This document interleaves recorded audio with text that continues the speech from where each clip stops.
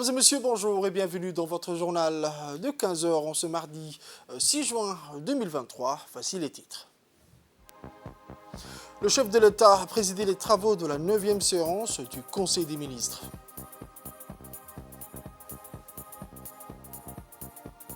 Autre actualité nationale, aujourd'hui, la célébration au grand pont du 46e anniversaire des forces armées djiboutiennes. Enfin, au Soudan, des opérations de déminage patinent face aux inondations. C'était les titres, mesdames et messieurs, les détails de ce journal. Je vous le disais dans les titres, en ce mardi 6 juin 2023, le chef de l'État a présidé les travaux de la 9e séance du Conseil des ministres. Plusieurs lois et projets étaient à l'ordre du jour. Voici le rapport de ces travaux avec le porte-parole du gouvernement. Sous la présidence du chef de l'État, son Excellence, M. Ismaël Omar Guelleh, s'est tenue la 9e séance du Conseil des ministres en ce mardi 6 juin 2023. Étaient inscrites à l'ordre du jour 4 questions. La première question concerne un projet de loi portant code du numérique. Notre pays a engagé une stratégie de développement de l'économie numérique définie au terme de sa feuille de route pour la transformation digitale et de sa vision Djibouti 2035. Afin de renforcer l'attractivité numérique de Djibouti et de profiter pleinement des opportunités qu'offre la révolution technologique, le gouvernement a envisagé l'élaboration d'un code du numérique. Le code du numérique doit en effet offrir aux entreprises djiboutiennes et aux investisseurs étrangers des règles claires et une sécurité juridique forte, tout en garantissant aux citoyens une protection élevée afin de renforcer leur confiance dans les services des technologies de l'information et de la communication. Le code du numérique consiste en la codification des textes existants qui ont fait l'objet des ajustements nécessaires à leur modernisation, en l'adoption de textes complémentaires sur les sujets clés non traités encore.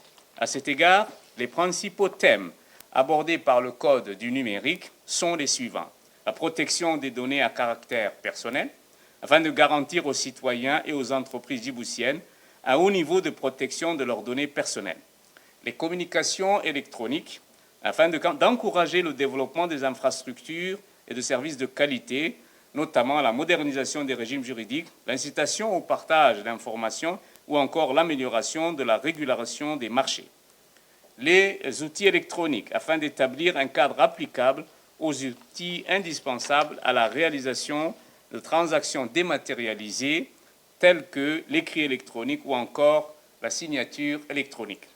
Ainsi, pour sécuriser ces outils électroniques, l'Office national de certification électronique est créé et sera l'autorité de certification en République de Djibouti.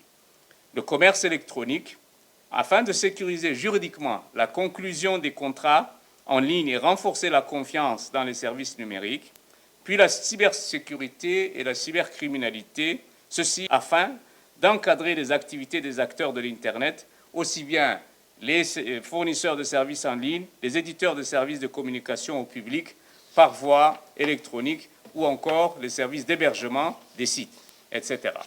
Et de certains prestataires, notamment en matière de cryptologie. D'identifier clairement les infractions en ligne qui peuvent être sanctionnées, y compris les atteintes au système d'information et au réseau. Le Code du numérique sera composé d'une partie législative qui est l'objet du présent projet de loi et complétée par des dispositions réglementaires qui seront adoptées ultérieurement. Le Code du numérique se subdivise en 803 articles auxquels s'ajoutent 15 dispositions modificatives, transitoires et finales. Il est organisé en 9 livres. Le premier livre, appelé le livre préliminaire, concerne donc les dispositions générales.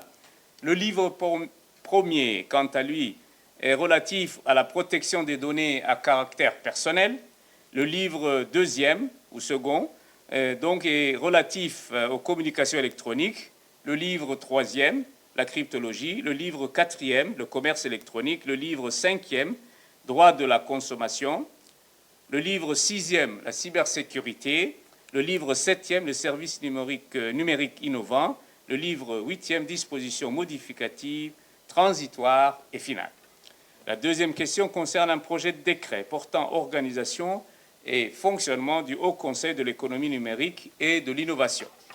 Dans le cadre donc de la feuille de route, un programme de digitalisation de l'administration a été initié, impliquant l'ensemble des parties prenantes du secteur public dans lequel le ministère jouera un rôle clé pour fédérer les acteurs et coordonner leur mise en œuvre.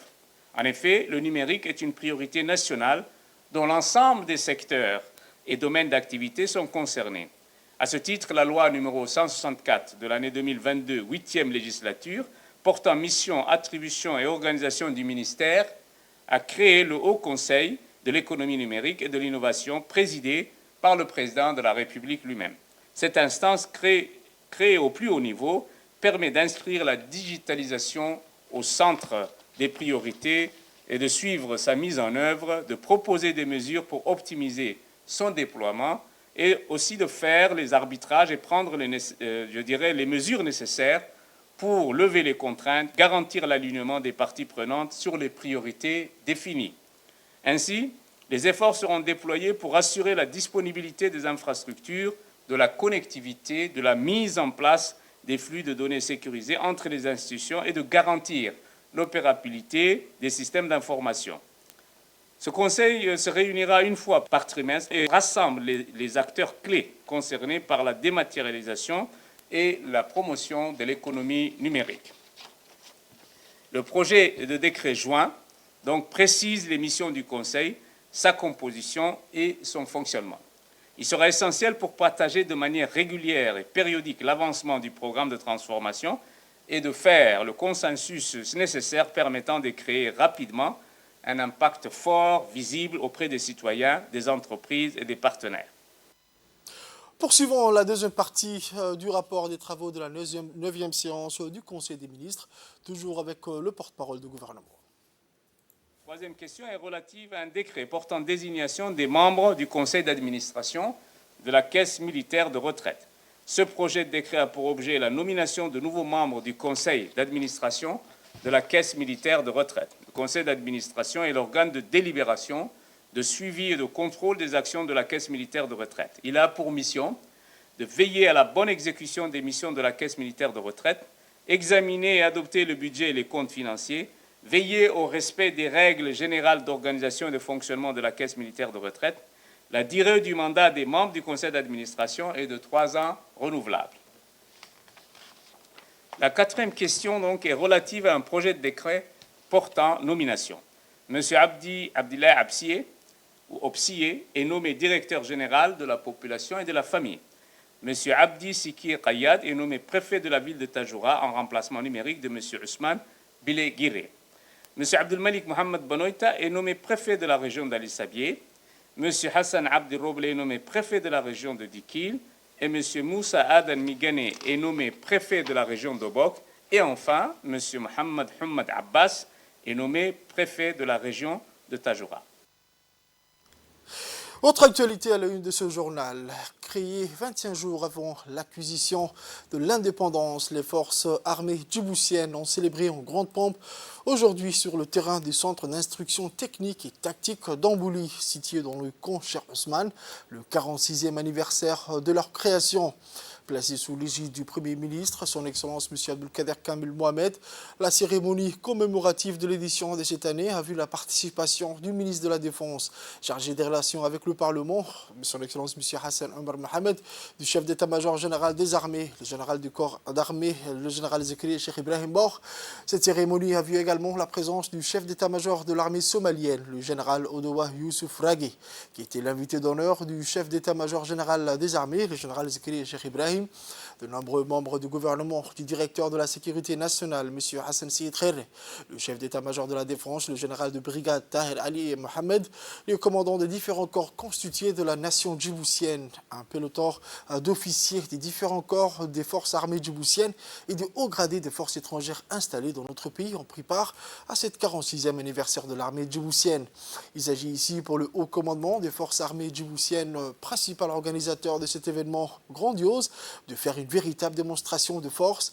C'est sur le terrain du centre d'instruction technique et tactique d'Ambouli du camp Cheikh Ousmane, propre comme un sous-neuf et richement décoré des couleurs du drapeau national qu'a eu lieu aujourd'hui la cérémonie commémorative de l'édition 2023 de cet événement, marquant le 46e anniversaire des forces armées djiboutiennes qui a été grandiose.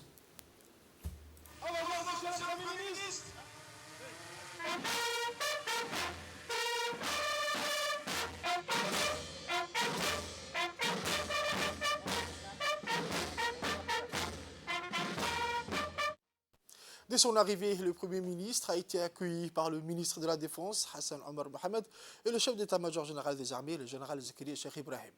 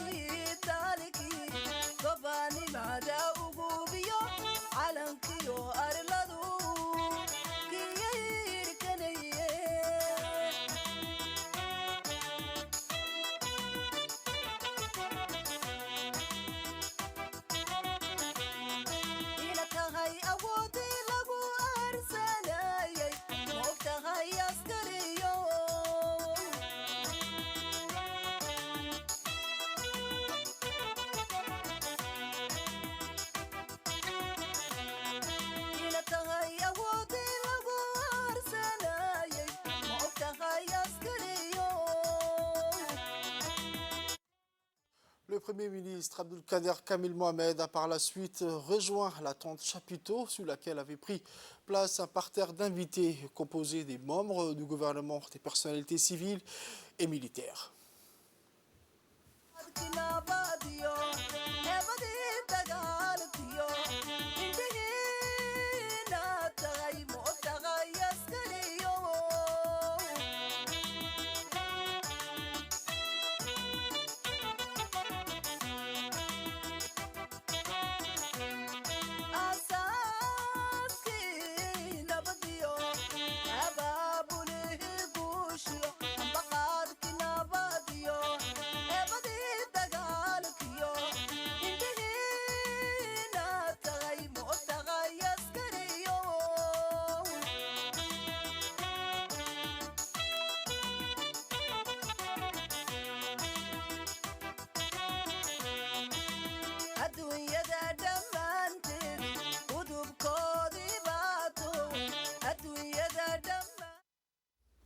La cérémonie a pu débuter par la lecture du Saint-Coran, suivi du discours du chef d'état-major général des forces armées djiboutiennes, qui a, dans son mot d'ordre, lu par son chef de cabinet, le colonel Mohamed Riyad Nadji, a jeté un regard rétrospectif de l'année passée avant de définir également les perspectives de l'avenir. Dans son allocution prévue pour ce 46e anniversaire, le chef d'état-major général des forces armées djiboutiennes, le général de corps d'armée, le général Zakaria Cheikh Ibrahim, a rendu hommage à nos vaillants soldats qui ont sacrifié leur âme pour défendre la patrie. Ordre du jour du chef d'état-major général des armées à l'occasion du 46e anniversaire de l'armée djiboutienne. Officiers, sous-officiers, militaires du rang, marins, aviateurs et personnel civil des armées. Je voudrais tout d'abord glorifier le Tout-Puissant pour nous avoir accordé les bienfaits de la paix et la stabilité dans notre pays et nous avoir permis ce regroupement aujourd'hui à l'occasion de la célébration du 46e anniversaire de la création de notre armée. Je tiens, en ce jour mémorable, à vous remercier et vous exprimer mes sentiments de satisfaction pour vos sacrifices consentis au service de la nation. Je rends un hommage particulier à nos braves soldats engagés en première ligne pour leur détermination à faire face aux menaces pouvant porter atteinte à la souveraineté et l'intégrité territoriale de notre pays. J'exprime également mes remerciements aux hommes et femmes des forces de défense et de sécurité du pays pour leurs efforts accomplis afin de veiller à la protection et la quiétude de nos concitoyens. Au nom de la nation djiboutienne, nous prions Allah de combler de sa miséricorde nos valeureux martyrs tombés au champ d'honneur pour la défense de la patrie et les accueillir dans son vaste paradis. En leur mémoire, je vous invite à observer une minute de silence pour lire la Fatiha.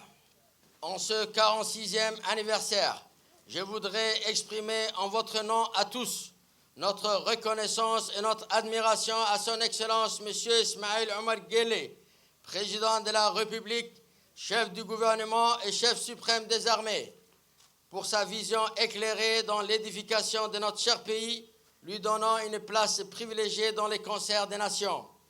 Cette occasion pour moi d'adresser ma profonde gratitude à tous nos concitoyens qui nous accompagnent constamment dans nos missions, en les exhortant à consolider notre unité nationale, sans laquelle ni paix ni développement ne pourront se réaliser. Officiers, sous-officiers, militaires des rangs, personnel civil des armées, vos réalisations au cours de l'année écoulée témoignent de votre dévouement au service de la patrie et de votre disponibilité à relever les défis qui existent.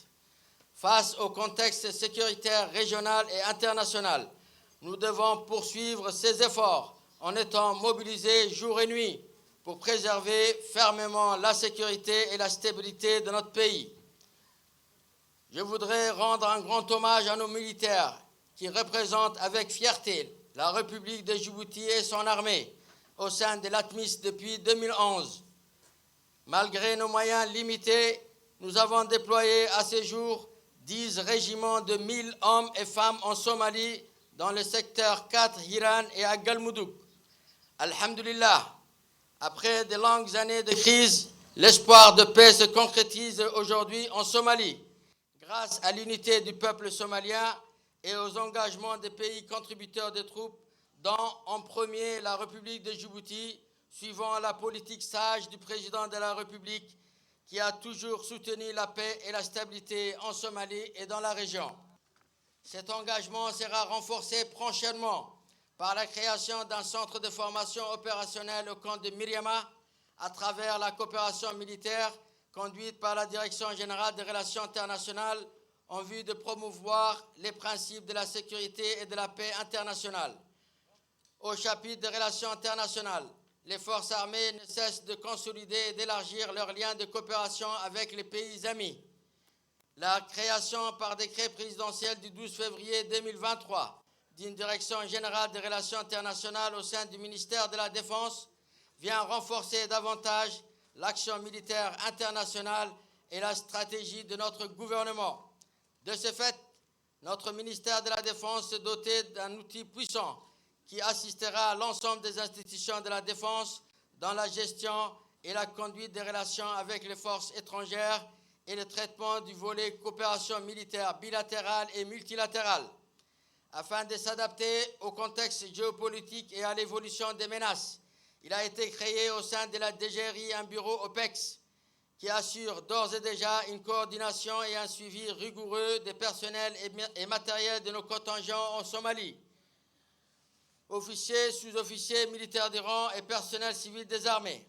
Dans la préparation de l'avenir, la réorganisation de nos forces armées, leur montée en puissance ainsi que leur développement demeurent des axes majeurs auxquels nous devons être attentifs.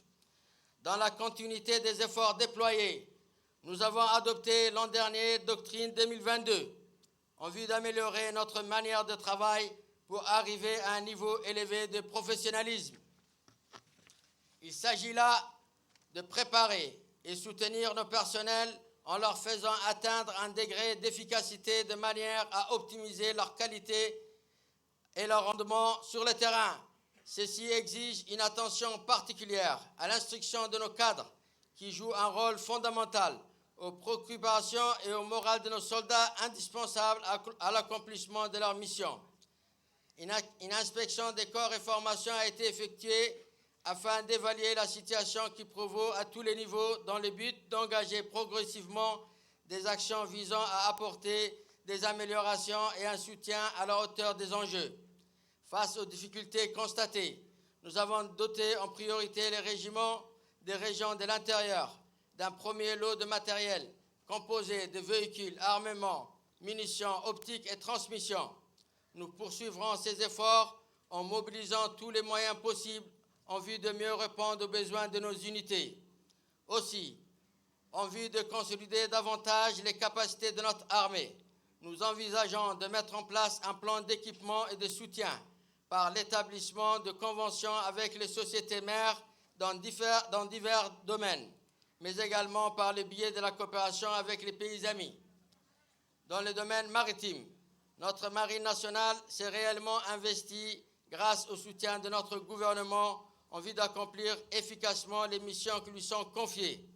Son centre d'opération et de contrôle maritime, ainsi que ses nouveaux moyens navals, lui permettent aujourd'hui d'assurer la protection des intérêts vitaux de notre pays et la sécurité de nos eaux territoriales. Dans le domaine de l'aviation, en plus de ses missions habituelles, notre armée de l'air continue d'assurer avec ses propres moyens la logistique et le déploiement de nos militaires en Somalie dans le cadre de l'ATMIS. L'envoi cette année en révision générale des 4 hélicoptères Mi-17, Mi-35 renforcera davantage notre outil de défense et l'autonomie de notre armée de l'air. Officiers, sous-officiers et militaires du rang, au plan de la formation de nos personnels, nous avons donné nos orientations pour la consolidation des programmes d'instruction au sein des écoles et centres de formation de l'armée. Concernant l'Académie militaire interarmée d'Arta, le bilan de la formation depuis sa création est encourageant. Notre jeune académie poursuit ses efforts pour assurer aux stagiaires une formation complète. En outre, nous saluons les travaux de la commission chargée de la création du stage d'application et du cours de capitaine au sein de l'AMIA. Nous continuerons à œuvrer pour faire de l'AMIA une école modèle capable de répondre aux besoins de nos forces. Je profite de cette occasion pour exprimer mes sincères remerciements aux Forces armées royales du Maroc pour leur soutien dans la formation paracommando d'une compagnie de nos militaires au Maroc. En matière de santé, le personnel de santé de notre armée et nos structures de soins demeurent le maillon essentiel du système de santé de notre pays. Les responsables du service de santé des armées travaillent sans relâche pour fournir à nos militaires et leurs familles, mais aussi à notre population, une variété de services indispensables. Nous saluons ici les projets de soins remarquables accomplis par l'hôpital militaire qui exécute avec succès le programme de développement fixé par son projet d'établissement 2022-2027. Il s'agit d'un nouveau bâtiment de spécialité chirurgicale, d'un bâtiment spécialement conçu pour la chirurgie cardiaque et les espaces d'enseignement dans le projet d'extension de l'hôpital militaire. Dans le cadre de l'amélioration des systèmes de communication, le commandement des transmissions n'a ménagé aucun effort dans la mise en place d'équipements reliant les systèmes radio aux autres systèmes de messagerie. Aussi, dans un souci de protection efficace des réseaux et systèmes, la cellule cybersécurité poursuit son programme de renforcement de ses capacités techniques. Il est prévu par ailleurs de remplacer les anciens relais radio par des relais numériques sophistiqués au cours de cette année, permettant d'accroître le potentiel opérationnel de nos unités. Au volet infrastructure, nous poursuivons malgré les difficultés notre projet de construction de logements sociaux qui est à sa deuxième phase de 700 logements, afin de garantir à nos militaires et leurs familles des conditions de vie décentes. J'encourage les responsables concernés d'intensifier leurs efforts pour concrétiser ce projet d'envergure auquel nous accordons une attention particulière. Parmi les projets majeurs à réaliser figure cependant la construction d'un nouvel état-major général des armées en raison du vieillissement de ces bâtiments.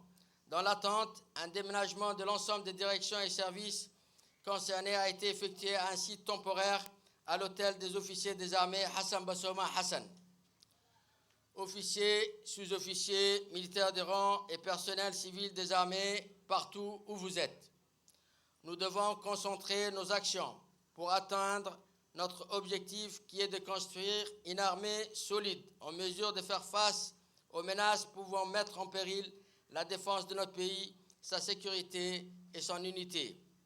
L'armée djiboutienne, à travers ses composantes terrestres, maritimes et aériennes, restera toujours fidèle à son engagement et réitère sa ferme détermination à tout sacrifier au service de la patrie.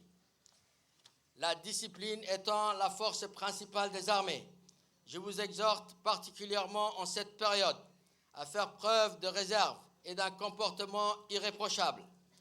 Face aux différents problèmes qui nous entourent, il nous est primordial d'œuvrer ensemble pour consolider davantage l'unité de notre pays et préserver l'intérêt supérieur de la nation. Partout où le devoir nous appelle, nous devons marquer d'une bonne empreinte le cours de l'histoire de notre armée. Fiers de ce que vous faites pour la défense de la patrie et la sécurité de nos concitoyens, je vous félicite une fois de plus et prie le Tout-Puissant de nous accorder son soutien dans tous les défis qui sont les nôtres.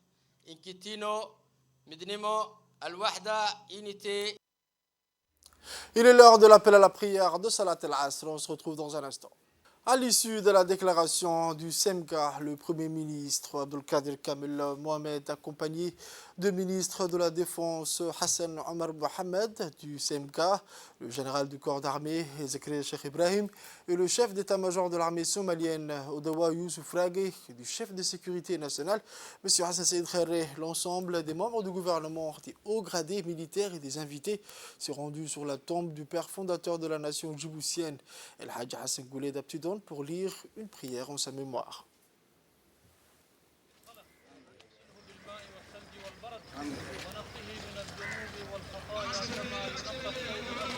اللهم أبدل دارا خيرا من داره وأهلا خيرا من أهله وزوجا خيرا من زوجه وأدخله الجنة واعظه من عذاب القبر ومن فتنة النار. اللهم لا تحرمنا أجره ولا تفتنا بعده واغفر اللهم لنا وله ولجميع أموات المسلمين. الفاتحة له.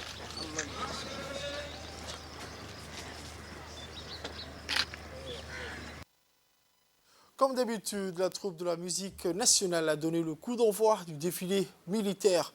Ensuite, la marche a été ouverte par le peloton du drapeau sous le commandement du chef de corps de quartier général, le colonel Wabdi Jama Moussa, suivi du peloton des officiers du régiment de la garde républicaine, puis des troupes de la gendarmerie nationale, les différentes unités des gardes-côtes, le personnel féminin de l'armée nationale, avec à leur tête le lieutenant-colonel Amena Mohamed Ali, l'AMIA, armée de l'air, marine nationale, artillerie et enfin le décimat. Suivons le défilé.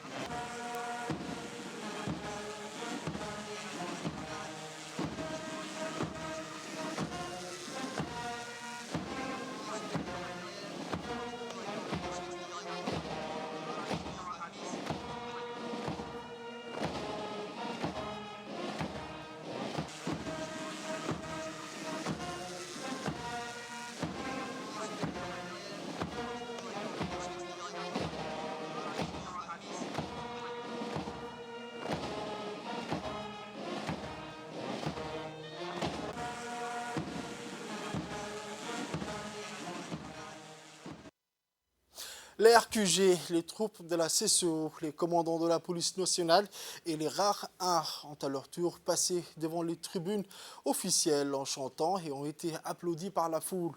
Le tout a été effectué dans une ambiance chargée de ferveur patriotique.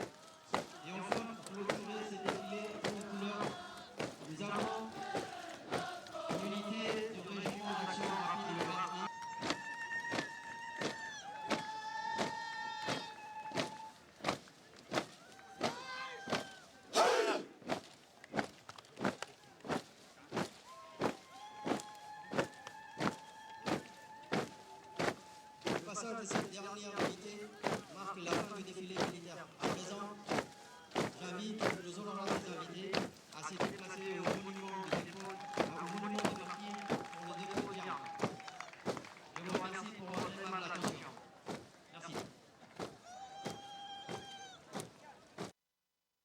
C'était la 46e anniversaire des forces armées djiboutiennes. Autre actualité de ce journal, placé sous le patronage du secrétaire général de la Santé, le Dr Salah Benoît Tourab, le département de la Santé a initié hier le lancement d'une session de formation sur le système d'information géographique en présence du représentant adjoint de l'OMS, M. Farhad Hassan Farah. C'est sous la conduite de la direction de l'information sanitaire avec le partenaire de l'OMS que cette importante formation contribuera à accéder au palier supplémentaire à travers l'utilisation de cette application dans le cadre du programme de digitalisation de notre système national d'information sanitaire. Durant 5 jours, 50 professionnels et experts nationaux du ministère de la Santé vont se familiariser avec l'environnement logiciel de cet outil, avec une compréhension approfondie des différentes techniques de cartographie, de mapping en matière d'analyse des données sanitaires. Cette plateforme numérique de cartographie des données SIG sera à même de formuler des scénarios probables et prédire en avance d'éventuels risques d'épidémie ou toute autre menace sanitaire dans le pays. En clair, la maîtrise de cet outil contribuera à une analyse cartographique et complète de la situation sanitaire du pays en temps réel et facilitera davantage dans la prise des décisions. On écoute à présent l'intervention du secrétaire général du ministère de la Santé, le Dr Salah Benoît Tourab. Est en constante évolution, confronté à des défis complexes et multiples. Dans ce domaine, nous pensons que le SIG émerge comme un outil essentiel pour la collecte, l'analyse et la visualisation des données spatiales liées à la santé. L'objectif de cet atelier, comme vous le savez, est de renforcer les compétences de nos professionnels de santé qui sont présents ici, qui viennent des régions de l'intérieur, des centres de santé, des hôpitaux et de personnes qui gèrent au niveau central notre système de santé. Au cours des prochains jours, donc, vous serez initiés aux principes fondamentaux du SIG. Je crois que vous avez les compétences nécessaires ici pour vous donner la meilleure façon d'utiliser ce système. Nous sommes donc ravis aussi du soutien que l'OMS apporte à cette initiative. Leur expertise et leur engagement envers la santé sont inestimables. Grâce à ce partenariat avec l'OMS, nous avons accès à des ressources de pointe et à des données pratiques internationales, ce qui permettra de tirer le meilleur parti de cet atelier. Mesdames et messieurs, le SIG, le système d'information géographique, offre de multiples avantages pour notre secteur de santé. Il nous permet de cartographier les maladies et les facteurs de risque, de comprendre les disparités géographiques en matière de santé et de planifier des interventions ciblées et efficaces.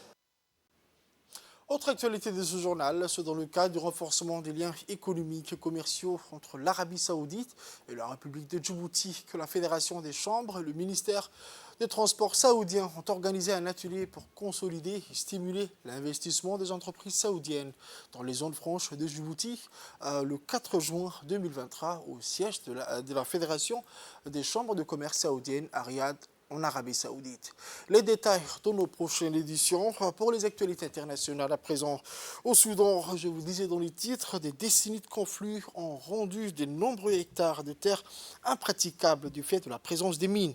Plus de 5000 Sud-Soudanais ont été tués ou blessés par des mines terrestres et des engins explosifs non explosés depuis 2004, selon le service d'action contre les mines des Nations Unies.